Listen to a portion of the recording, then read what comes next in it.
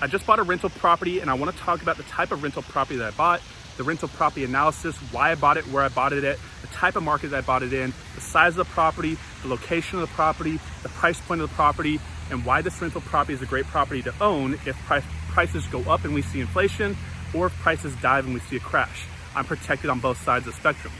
Now, right now, there's both opinions on both sides of the spectrum, meaning there's a lot of people, smart people on both sides, saying they think the market's gonna go up and inflation is gonna happen, you're gonna see prices rise, and a lot of people are saying Armageddon's gonna hit and the market crashes. Now, how do we know who's right?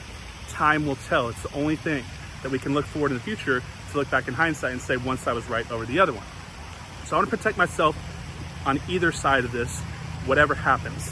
Now, let's look at the analysis of this property here real quick.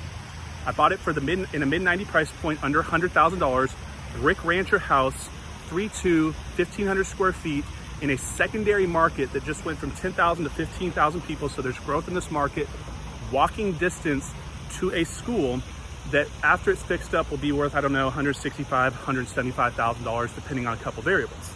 Property is gonna cash flow $300 to $400 a month, depending on where we actually get in with all the numbers when we're in and out of this. Okay, it's a lot I'm throwing at you guys here, but let's talk about what's happening and why people are transitioning out of major cities. Let's also talk about this property and why I bought it the way I did.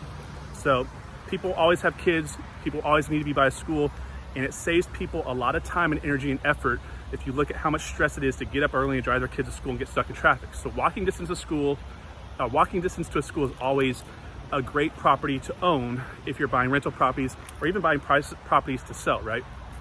So it's one reason why I bought the property. The second reason is I bought it in a growing secondary market. So what is a secondary market?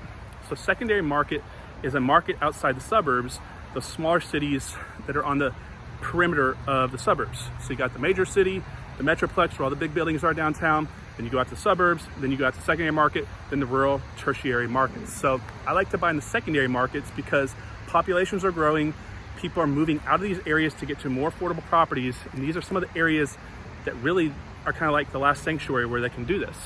So let's take a look at what's going on downtown. Major cities, right? We get to our sun's not on y'all's face, or my face. So what's not happening that's been happening for 5 to 8 years aggressively in most major markets? If you go downtown or in some of the suburbs, you've been seeing massive building, massive developments going up, high-rise condos, high-rise multi-unit complexes, huge apartment complexes, huge subdivisions being built. A lot of people think it's been overbuilt. In fact, we know this because you're seeing growth almost immediately stop. You're seeing not so many cranes everywhere. In fact, some markets now have no cranes up. You're seeing no building permits being pulled, or very low amounts compared to what was happening. And it's not hard to understand. There's fear in the marketplace. Why are you gonna go build a bunch of units in an area that there's probably already too many units being built in, especially when people are leaving these areas? So less inventory is coming, plus people are trying to get out of these markets to go to more affordable areas, because think about it, right? If you live downtown in a major metroplex, is your dollar getting you what you're excited that it's getting you? Meaning, do you get the bang for your buck anymore? A lot of people are spending too much money and they don't think they're getting the type of lifestyle or the quality of lifestyle that they thought they'd get. Also, these areas are so congested, people don't want to be around this many people all in one area. People want privacy, people want room, people want to spread their wings, right? So they feel like they're paying too much for an area where there's too many people, too much dirt and disgustingness. Let's be honest, a lot of areas around the country in most cities, I've traveled around the country a lot, they're not as nice as they used to be. A lot of people are like, this is not a place that I want to live anymore. On top of that, there's a real threat of danger in a lot of parts of the country right now. You're seeing certain cities literally being burned to the ground. So people are saying, what's a better, safer place for my family where my dollar's gonna go farther, I feel safer, and I have more space for myself? So the next option would be moving to the suburbs, right? But this is an option that may not even be that affordable for a lot of people.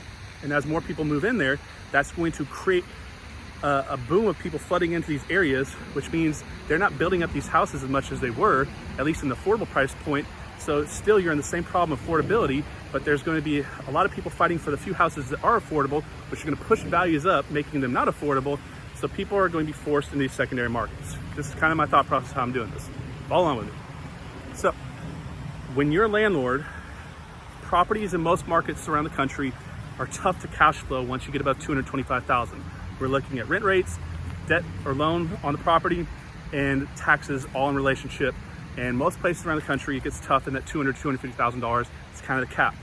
I want to be in a market where I'm all in, under $100, $150, $175,000, where properties are nice properties that people always want to have, because if the market crashes, you can always get out of the deal. But if the market goes up, you're still at a high enough price point that that property has the ability to appreciate, right? So let's say the market goes up. You're never going to see a $50,000 property turn into a $125,000 property, most likely, right? At least one of those older frame houses. But you could see a $175,000 house turn into a $250,000 house. So you're protecting yourself if the market goes up, and if the market crashes, there will always be someone that can afford that mid price point, early entry, first house type of property, or a property that a family just needs to be in, especially by a school. So I think people are going to be moving out of the major markets. You're going to see a lot less inventory for rent in those markets, and people are going to have to go to the suburbs or into these secondary markets. But there's a problem with rental properties being affordable, as well as being around in these secondary markets. These suburbs, and most of these suburbs are overbuilt for houses to buy at a price point where people can't buy them and rent them out and make sense of it. So you're going to see inventory, in my opinion, sitting there for people that need to buy it, but investors won't buy these properties because nobody wants to live in them, and they can't rent them to make them positive cash flow. So the one place I think is safe, if I'm going to leverage my money and leave it long term, would be in the secondary markets that I've seen grow, that I've seen people move into in this type of price point, in this type of range. Now, I know it's a lot of information, guys. You may have to go back and wind it over again to kind of go back over what I was saying, but I think this is a good place to be if you're going to buy rental properties going forward, guys. Hope you liked the video. Curious to know what your thought is on the type of properties that you guys are buying. I'll see you on the next one. Subscribe to the channel if you haven't done so, guys. Like and share. See you later.